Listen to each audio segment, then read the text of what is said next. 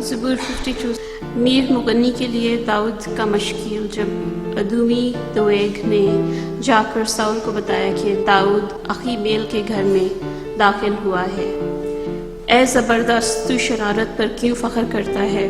خدا کی شفقت دائمی ہے، تیری زبان محض شرارت ایجاد کرتی ہے۔ اے دغاباز، وہ تیز استر کی مانند ہے، تو بدی کو نیکی سے زیادہ پسند کرتا ہے اور جھوٹ کو صداقت کی باتوں سے۔ صلاح۔ اے دغاباز زبان، تو مہلک باتوں کو پسند کرتی ہے، خدا بھی تجھے ہمیشہ کے لیے ہلاک کر ڈالے گا، وہ تجھے پکڑ کر تیرے خیمے سے نکال پھینکے گا اور زندوں کی زمین سے تجھے اکھاڑ ڈالے گا۔ صلاح۔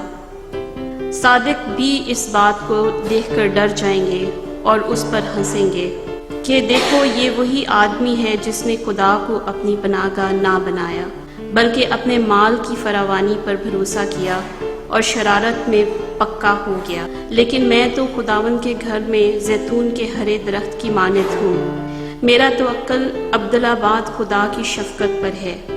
میں ہمیشہ تیری شکر گزاری کرتا رہوں گا کیونکہ تو ہی نے یہ کیا ہے، اور مجھے تیرے ہی نام کی آس ہوگی کیونکہ وہ تیرے مقدسوں کے نزدیک خوب ہے۔ پاک کلام کے پڑھے جانے سے